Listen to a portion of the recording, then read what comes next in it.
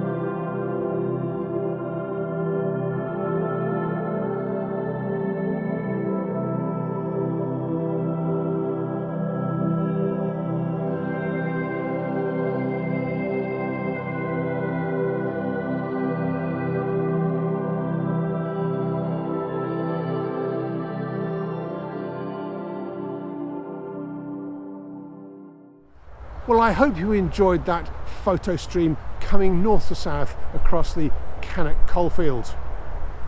From here we're going to take our load of coal and we're going to head straight south down the remainder of the Cannock Extension Canal, the Wyrley and Essington Canal, the Doe End Branch Canal, the Rushall Canal, the Tame Valley Canal, the Saltley Cut, and finally the northern section of the Grand Union. Impressive that I can remember all those names off the top of my head, isn't it? Anyhow, to give you a bit of historical context, this Cannock Extension Canal is as straight as a ruler, and it was built late in the 1860s, and it was built purely to extract the minerals from out on the coalfield behind me. In fact, in front of me, right behind the camera, there are twin basins, and these basins were used, one, to load up coal from the adjacent colliery, and secondly to get at the clay pit. And they dragged the clay out onto the boats here, moved it to a big clay store just beyond the A5, and then as the canal sank and was repaired, they continually used these reserves of clay to puddle the sides of the canal and keep it waterproof. But it was a futile effort, and in the end the whole canal collapsed into the mine workings beneath, and that was the end of the Cannock coalfield as far as canal transport was concerned. Right behind camera they stand probably 5 or 6 feet below the level of the canal, and this was because of subsidence. So a lot of the redevelopment of this area was down to the coal subsidy scheme, which was sort of repair work paid for by the coal industry as a reparation to make good the areas of land which it had damaged. And we'll see this as we go down the canal time and time again. If you look on the old deed maps for this section between here, the A5, and the Grove Colliery, about half a mile down the canal, you'll find that the canal was originally bought from the owners of the canal, a Mr. Hussey as it happens, and then as time went on in the early 1900s, they had to buy extra bits of land at the side. And the extra bit of land at the side was to allow for the slope of the embankment, as the embankment was raised to compensate for the ground going down. Anyhow, let's take a ride down to Pelsall and see what we can see.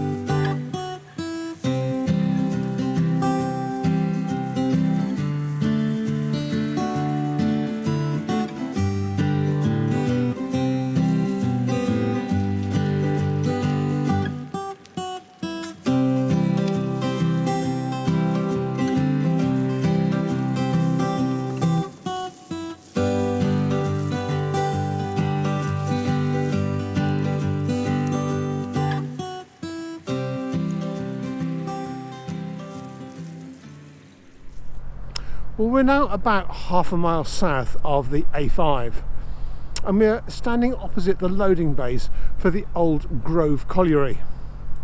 It was the last remaining working colliery pithead to be feeding coal onto the Birmingham Canal navigations. Stopped work in the early 1960s. Now, the Grove Colliery loading basin was one of the largest. It was capable of loading 4 boats simultaneously in its twin arms. They had covers on, they were protected from the weather, and they loaded millions of tons of coal. Now, Grove was actually part of the Brownhills Colliery, and it connected underground all the way through to Brownhills, about 2 miles across to the east. And in some ways, this episode and the next one are all about the Brownhills Collieries. Now, initially, coal in the area was found virtually on the surface. They just dug bell pits down, and a bell pit was simply like a well with an enlarged bell at the bottom, and they dug the coal out, maybe 60 or 70 feet deep at the top. And Pelsall Common itself was absolutely riddled with them. They reckon there was 80 pit heads on a single common at one time. But then the shallow coal was exhausted, so they dug deeper mines. And they discovered between 200 and 300 feet down there were other seams of good thick coal suitable for exploitation. And so the Brown Hills Colliery Company dug deeper mines. But they couldn't go very far to the west because there was a fault line, and at that point the coal measures dived down to over 1,000 feet deep, which was uneconomic to work at the time. So instead they followed the coal to the west, and they came all the way under the Common out here to Grove. And when they'd reached Grove Colliery, the baton of extracting the coal was taken over by the likes of the Conduit Colliery to the north and the Wyrley collieries a little bit further to the west. So in this episode and the next one, we will be on the stamping ground of the old Brown Hills Colliery. Now, for now, we've got a load of coal to deliver, and our first port of call is going to be Pelsall Common. So let's press on.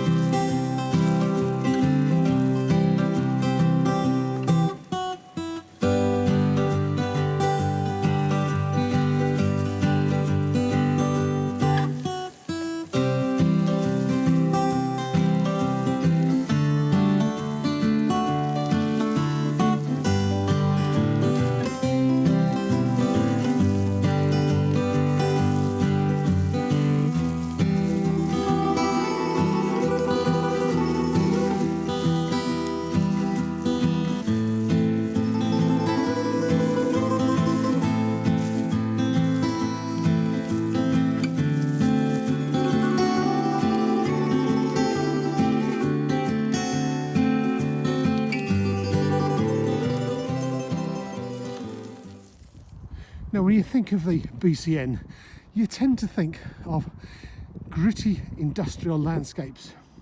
The truth is, nothing could be further from the truth up here at the end of the Cannock Extension Canal as we approach Pelsall Common. All around you have agricultural fields. It makes a great mooring spot. You're more likely to be woken up by the sound of tractors and possibly cattle than you are by the sound of grinding and heavy industry. Anyhow, it's straight on to Pelsall Junction, which is just up beyond the white house you can see in the distance.